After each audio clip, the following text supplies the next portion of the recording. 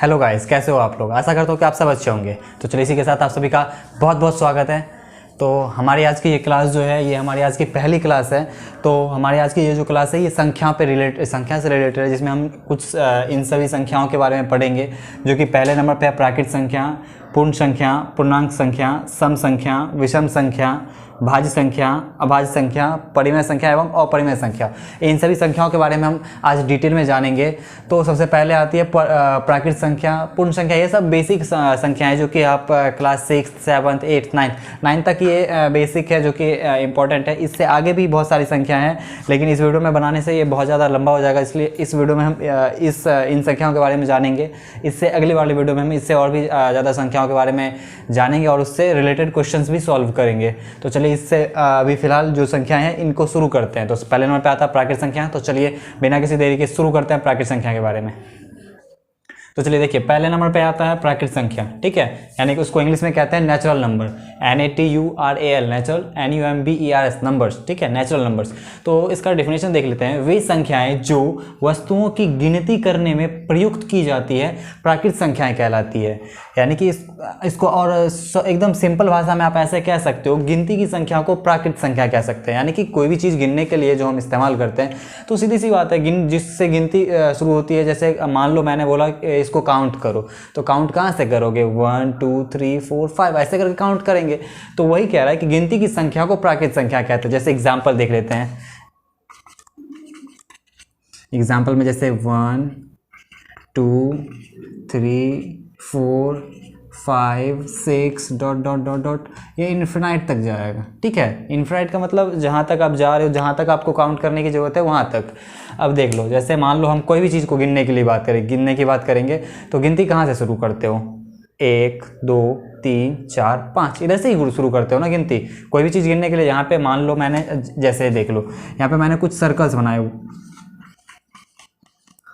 इसको मैं बोलूँगा कि काउंट करो, तो कैसे काउंट करोगे? इधर से काउंट करेंगे 1 2 3 4 5 6। तो बस इसी को कहते हैं नेचुरल नंबर, यानी कि गिनती की संख्या, जहाँ से गिनती शुरू करते हैं, यानी कि गिनती 1 से ही शुरू करते हैं ना, तो यानी कि 1 से जो गिनती शुरू होगा उसको क्या कहेंगे? प्राकृत संख्या। समझ में आ गई कोई? चलिए इसके बाद दूसरा सीखते हैं पूर्ण संख्या। तो पूर्ण संख्या लिखते हैं। तो देखिए, अब दूसरे नंबर पे आ गया है पूर्ण संख्या, यानी कि whole number, WHOLE, whole, NUMBERS, numbers, whole numbers, यानी कि पूर्ण संख्या। तो इसका डेफिनेशन देख लेते हैं। यदि प्राकृत संख्या के साथ, यानी प्राकृत संख्याओं के साथ शून्य को भी सम्मिलित कर दिया जाए, तो वे संख्याएं पूर्ण संख्याएं कहलाती है। यानी कि प्राकृत संख्या के साथ अगर जब हम शून्य को मिला देंगे तो क्या हो जाएगा? पूर्ण संख्या बन जाता है। जैसे कि एग्जाम्पल में देख लेते हैं। जैसे हम अभी प्राकृत संख्या कैसे लिखे थे? 1 2 3 4 5 6 7 डॉट डॉट डॉट डॉट, मतलब जहाँ तक आपको ले जाना, जहाँ तक नंबर्स ले जाना है वहाँ तक आप जा सकते हो, ठीक है। तो अब ये क्या कह रहा है? प्राकृत संख्याओं के साथ शून्य को मिला देने पे, तो शून्य मिलाने पे, तो शून्य आपको पता है ना कि कहाँ होगा? यहीं पे ना होगा। तो यहाँ पे अगर हम शून्य मिला देंगे तो ये क्या कहलाएगा? पूर्ण संख्या। सीधी सी बात है, यहाँ पे आपको क्या ही रहा है कि यदि प्राकृत संख्या में अगर शून्य मिला देंगे तो क्या हो जाएगा? पूर्ण संख्या हो जाएगा। तो ये पूर्ण संख्या समझ में आ गया होगा। चलिए इसके बाद तीसरे नंबर पे सीखते हैं पूर्णांक संख्या। तो चलिए पूर्णांक संख्या के बारे में सीखते हैं। तो देखिए, अब तीसरे नंबर पे आ गया है पूर्णांक संख्या, यानी कि इंटीजर्स, INTEGERS, इंटीजर्स, यानी कि पूर्णांक संख्या। इसका डेफिनेशन देख लेते हैं। धन पूर्णांक, शून्य पूर्णांक तथा ऋण पूर्णांक के सम्मिलित समुच्चय को पूर्णांक संख्या कहते हैं। ये एक डेफिनेशन हो गया। या एक सिंपल भाषा में हम अपने भाषा में कह सकते हैं कि प्राकृत संख्या में अगर शून्य एवं ऋणात्मक संख्या के समुच्चय को पूर्णांक संख्या कहते हैं। यानी कि प्राकृत संख्या में शून्य एवं ऋणात्मक संख्या अगर मिला देंगे तो वो क्या कहलाएगा? पूर्णांक संख्या कहलाएगा। जैसे कि एग्जाम्पल में देख लेते हैं। एग्जाम्पल लिख लेते हैं। देखो, सबसे पहले क्या लिखते हैं? प्राकृत संख्या। तो प्राकृत संख्या 1 2 3 4 5, यानी कि डॉट डॉट डॉट आगे तक जाएगा, ठीक है। उसके बाद कह रहा है प्राकृत संख्या में शून्य, तो यहाँ पे शून्य मिला देंगे। उसके बाद कह रहा है एवं ऋणात्मक संख्याएं। ऋणात्मक संख्याएं कैसे होगा? माइनस वाला, यानी कि नेगेटिव नंबर्स। तो -1 -2 -3 -4, ये इस तरह से इधर भी डॉट डॉट करके इधर भी बढ़ता जाएगा। यानी कि प्राकृत संख्या में शून्य एवं ऋणात्मक संख्या अगर मिला देंगे, अगर ये तीनों संख्याएं अगर मिल जाती है तो क्या कहलाता है? पूर्णांक संख्या कहलाता है। आई होप समझ में आ गया होगा कि पूर्णांक संख्या कैसे किसे कहते हैं। यानी कि प्राकृत संख्या में अगर जीरो एवं ऋणात्मक संख्या अगर मिला देंगे तो क्या कहलाएगा? पूर्णांक संख्या कहलाएगा। अब देखो इस तीन अभी जो हमने सीखा है, प्राकृत संख्या, पूर्ण संख्या एवं पूर्णांक संख्या। प्राकृत संख्या यानी कि 1 से गिनती शुरू होगा तो उसको क्या कहेंगे? प्राकृत संख्या। अगर 0 से गिनती शुरू होगा तो क्या होगा? पूर्ण संख्या। और पूर्णांक संख्या, पूर्णांक संख्या क्या होगा? प्राकृत संख्या में 0 एवं नेगेटिव नंबर्स यानी कि ऋणात्मक संख्या अगर मिला देंगे तो क्या कहलाएगा? पूर्णांक संख्या। आई होप ये तीनों समझ में आ गया होगा। इसके बाद अब है सम संख्या। तो सम संख्या के बारे में जानते हैं। तो देखिए इसके बाद आता है सम संख्या यानी कि even number, EVEN even, NUMBERS numbers, even numbers यानी कि सम संख्या। इसका डेफिनेशन देख लेते हैं। इस प्रकार है, वैसी संख्या जो 2 से पूर्णतः विभाजित हो जाए उसे क्या कहेंगे? सम संख्या कहते हैं। बहुत ही सिंपल है यार, जो 2 से कट जाएगा, जो से 2 से पूरी तरह विभाजित हो जाएगा उसे क्या कहेंगे? सम संख्या कहेंगे। जैसे कि एग्जाम्पल में देख लेते हैं। एग्जाम्पल 2 से कैसे? जैसे कि 2 खुद है जो कि 2 से डिवाइड हो रहा है, उसके बाद 4, उसके बाद 6, 8, 10, 12, 14, ये इस तरह से आगे जाते रहेगा जो 2 से डिवाइड होता जाएगा, यानी कि जो 2 से पूरी तरह से कट जाएगा। जैसे कि मान लो 10 है, डिवाइड करेंगे 2 से, 2 5 से 10, पूरी तरह से डिवाइड हो गया, पूरी तरह से कट गया, यानी कि ये क्या है? सम संख्या है। तो ये जो संख्याएं 2 से पूरी तरह से विभाजित हो जाएगी वो क्या कहलाएंगी? सम संख्याएं। उसके बाद जस्ट नीचे में उसके बाद है विषम संख्या यानी कि odd number, ODD odd, NUMBERS numbers, odd numbers. ये दोनों सेम टू सेम सिमिलर हैं। यानी कि इसका देख लो डेफिनेशन विषम संख्या का। वे संख्याएं जो 2 से पूर्णतः विभाजित न हो उसे क्या कहेंगे? विषम संख्या कहेंगे। देखो जैसे ये विभाजित हो रहा था सम संख्या, विभाजित नहीं होगा 2 से तो विषम संख्या। जैसे कि इसका एग्जाम्पल देख लेते हैं। तो एग्जाम्पल में जैसे कि मान लो 1, क्या ये 2 से डिवाइड हो रहा है? नहीं होगा। उसके बाद 3, क्या डिवाइड होगा 2 से? नहीं होगा। उसके बाद 5 डिवाइड होगा? नहीं होगा। उसके बाद 7 ये डिवाइड होगा 2 से? नहीं होगा। तो इस तरह से आगे जाते जाएगा, जो कि डिवाइड नहीं होगा, जो से 2 से पूरी तरह से नहीं कटेगा वो क्या कहलाएगा? विषम संख्याएं कहलाएंगे। तो समझ में आ गया कि बहुत ही सिंपल है, सम संख्या कंप्लीट, विषम संख्या कंप्लीट। अब देखो यहाँ से यहाँ तक का रिपीट कर लेते हैं। प्राकृत संख्या जो कि 1 से शुरू होगा वो क्या कहलाएगा? प्राकृत संख्या। पूर्ण संख्या, प्राकृत संख्या में 0 मिला देंगे तो क्या कहलाएगा? पूर्ण संख्या। पूर्णांक संख्या यानी कि प्राकृत संख्या में 0 एवं ऋणात्मक संख्या अगर मिला देंगे तो क्या कहलाएगा? पूर्णांक संख्या। उसके बाद सम संख्या, जो 2 से पूरी तरह से विभाजित हो जाएगा वो क्या कहलाएगा? सम संख्या कहलाएगा। विषम संख्या, वैसी संख्या जो 2 से पूर्णतः विभाजित नहीं होगा वो क्या कहलाएगा? विषम संख्या है। बहुत ही सिंपल है, इसमें कोई ज़्यादा आपको याद करने की, देखते देखते इस वीडियो को देखते देखते ही आपको सारा याद हो जाएगा, नंबर से याद करने की जरूरत ही नहीं पड़ेगी। चलिए इसके बाद आता है भाज्य संख्या एवं अभाज्य संख्या। तो भाज्य संख्या एवं अभाज्य संख्या के बारे में जानते हैं। तो देखिए इसके बाद आता है भाज्य संख्या यानी कि composite number, COMPOSIT, composite NUMBERS numbers, composite numbers. तो इसका डेफिनेशन देख लेते हैं। इस प्रकार है, वे संख्याएं जो स्वयं और एक के अलावे अन्य किसी भी संख्या से पूर्णतः विभाजित हो जाए उसे भाज्य संख्या कह लेते हैं। यानी कि उसके कहने का मतलब है कोई भी संख्या अगर वो खुद से और एक के अलावे अगर दूसरी संख्या से भी अगर कट जाएगा ना तो क्या कहलाएगा? भाज्य संख्या कहलाएगा। ठीक है, भाज्य। जैसे कि एग्जाम्पल में हम देख लेते हैं। जैसे कि मान लो 1 होगा? नहीं होगा, क्योंकि 1 तो खुद से कट रहा है, दूसरी संख्या से भी कटना चाहिए ना। 2 खुद से कट रहा है, 1 से कट रहा है और इसके अलावा और किसी संख्या से कट रहा है? नहीं कट रहा है, तो ये भी नहीं होगा। 3 नहीं होगा। 4 जो कि देखो खुद से तो कट ही रहा है, खुद से तो सब सारी संख्या खुद से और 1 से तो सारी संख्याएं कटती है। उसके बाद 4 तो 2 से भी कट रहा है। ठीक है, तो यानी कि ये 4 क्या हो गया? भाज्य संख्या। 4 के बाद 6। ठीक है, 5 भी नहीं आएगा क्योंकि 5 जो है वो स्वयं से कट रहा है, 1 से कट रहा है, लेकिन और दूसरी संख्या से नहीं कट रहा है। 6 हो गया। उसके बाद 8 हो गया।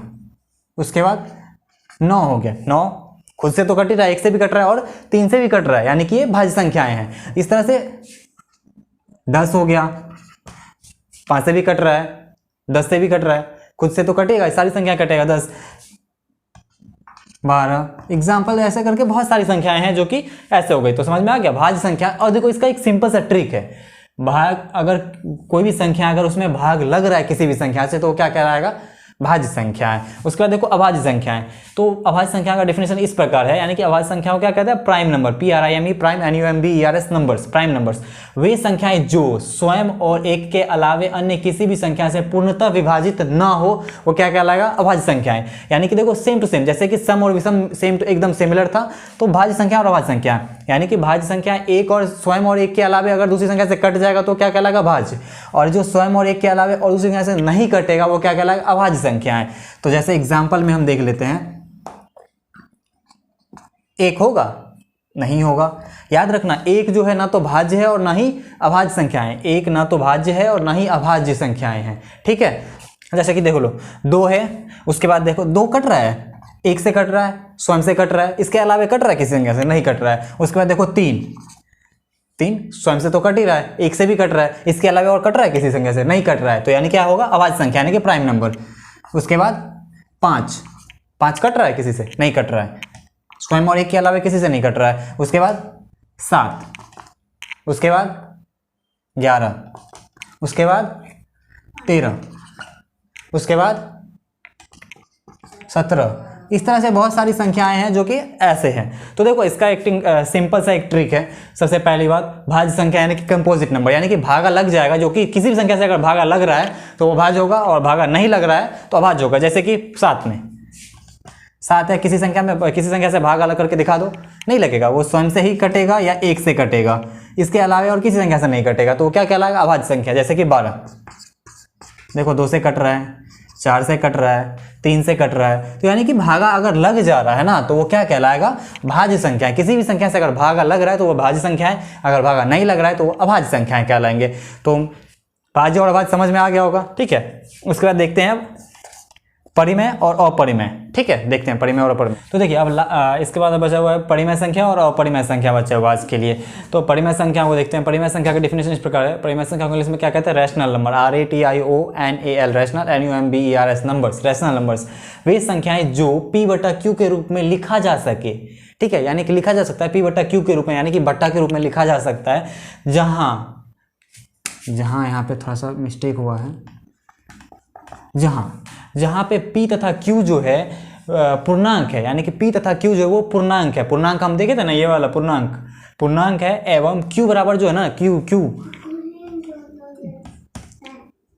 P/Q, तो ये Q यहाँ पे बट्टा में, यहाँ पे नीचे में 0 नहीं होना चाहिए, यानी कि Q बराबर 0 ना हो, परिमेय संख्या कहलाता है। ठीक है, यानी कि समझ में आ गया। इसके कहने का मतलब है वे संख्याएं जो P/Q के रूप में लिखा जा सकता है, यानी कि बट्टा के रूप में लिखा जा सकता है, वो क्या कहलाएगा?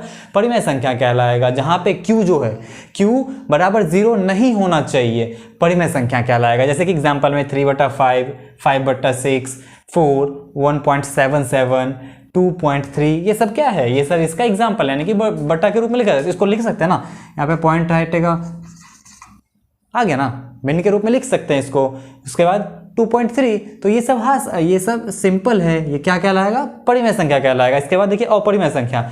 अपरिमेय संख्या को कहते हैं इरेशनल, IRRATIONAL, इरेशनल नंबर्स। वे संख्याएं जो P/Q के रूप में नहीं लिखा जा सकता है, जहां P तथा Q जो है वो पूर्णांक है एवं Q बराबर 0 नहीं, सब कुछ सेम टू सेम होगा परिमेय और अपरिमेय में। उसको P/Q के रूप में लिख सकते हैं, इसको P/Q के रूप में नहीं लिख सकते हैं। जहां पे P तथा Q जो है वो पूर्णांक है और जहां पे Q बराबर 0 नहीं होना चाहिए, दोनों सेम है। बस यहाँ पे इसको बस डिफरेंस एक ही है कि इसको हम P/Q के रूप में लिख सकते हैं और अपरिमेय संख्या को P/Q के रूप में नहीं लिख सकते। जैसे इसका एग्जाम्पल है √2, √15, 5 पे पावर 1/3, पाई एक अपरिमेय संख्या है जिसका मान होता है, पाई का मान क्या होता है? 22/7, यानी कि 22/7 होता है। अगर इसको हम पॉइंट में लिखें तो पॉइंट में लिखने का मतलब होता है 3.14 इसका मान होता है, जो कि एक अपरिमेय संख्या है। पाई एक अपरिमेय संख्या है। तो आई होप, मुझे आशा है कि आप सब ये अपरिमेय और परिमेय वगैरह जो है ये समझ में आ गया होगा, जैसे कि परिमेय संख्या और अपरिमेय संख्या। एक बार हम सबको फिर से रिकैप कर लेते हैं। देखिए, प्राकृत संख्या, सबसे पहले आता है प्राकृत संख्या। वैसी संख्या जो 1 से शुरू होगा, यानी कि गिनती की संख्या को प्राकृत संख्या कहता है, यानी कि 1 से गिनती शुरू होगी तो उसको क्या कहेंगे? प्राकृत संख्या। उसके बाद आता है पूर्ण संख्या। पूर्ण संख्या का मतलब क्या है? प्राकृत संख्या में अगर 0 मिला देंगे तो क्या कहलाएगा? पूर्ण संख्या कहलाएगा। उसके बाद आता है पूर्णांक संख्या। तो पूर्णांक संख्या क्या होगा? प्राकृत संख्या में 0 एवं ऋणात्मक संख्या अगर मिला देंगे तो क्या कहलाएगा? पूर्णांक संख्या। उसके बाद क्या आता है? सम संख्या। वैसी संख्या जो 2 से पूर्णतः विभाजित हो जाएगी वो क्या कहलाएगी? सम संख्या कहलाएगी। जैसे 4, 6, 8, 10, ये सब क्या है? सम संख्याएं। विषम संख्याएं क्या होगा? वैसी संख्या जो 2 से पूर्णतः विभाजित ना हो उसे क्या कहेंगे? विषम संख्या कहेंगे। ठीक है, जैसे कि 3 हो गया, 5 हो गया, 7 हो गया, ये सब क्या है? जो 2 से पूरी तरह से विभाजित नहीं हो रहा है। उसके बाद आता है भाज्य संख्या, यानी कि रैशनल नंबर। भाज्य संख्याएं सॉरी भाज्य संख्याएं का कंपोजिट नंबर होता है। तो कंपोजिट भाज्य संख्याएं का क्या होता है, वैसी संख्या जो स्वयं और एक के अलावा अन्य किसी संख्याओं से भी पूर्णतः विभाजित हो जाए वो क्या कहलाएगा, भाज्य संख्याएं। वैसी संख्या जो पूर्णतः विभाजित नहीं होगा यानी कि स्वयं और एक के अलावा अन्य संख्याओं से विभाजित नहीं होगा तो क्या कहलाएगा, अभाज्य संख्याएं। और इन दोनों का एक ट्रिक, भागा लग जाएगा तो भाज्य होगा, अगर भागा नहीं लगेगा तो अभाज्य होगा, ठीक है। उसके बाद अभाज्य संख्या के बाद होता है परिमेय संख्या। वैसी संख्या जिसे हम p/q के रूप में लिख सकते हैं वो क्या कहलाएगा, परिमेय संख्या। और जिसे हम p/q के रूप में नहीं लिख सकते हैं उसको क्या कहेंगे, अपरिमेय संख्या, ठीक है। तो आई होप मुझे आशा है कि आप ये जो हमने इन सभी संख्याओं के बारे में सीखा है तो अच्छी तरह से समझ में आ गया होगा। इससे अगले क्लास में हम और भी संख्याओं के बारे में जानेंगे और इससे संख्या यानी कि नंबर सिस्टम से रिलेटेड बहुत सारे क्वेश्चंस को भी सॉल्व करेंगे, ठीक है। तो मिलते हैं अगले क्लास में। आपसे बस एक रिक्वेस्ट है कि मैं ना तो वीडियो को लाइक करने बोलूँगा, ना तो शेयर करने के लिए बोलूँगा, कुछ भी नहीं करूँगा। बस एक चीज़ मैं बोलूँगा कि आप सब्सक्राइब जरूर कर दें, क्योंकि मुझे 1000 सब्सक्राइबर पूरे करने हैं, क्योंकि मुझे लाइव क्लास करानी है। तो लाइव क्लास कराने के लिए 1000 सब्सक्राइबर की ज़रूरत होती है। तो प्लीज़ सब्सक्राइब जरूर कर लेना। मिलते हैं अगली क्लास में एक नई क्लास के साथ, नए टॉपिक के साथ। तब तक के लिए खुश रहें, मोटिवेट और अपनी फैमिली का ख्याल रखें। Thank you so much.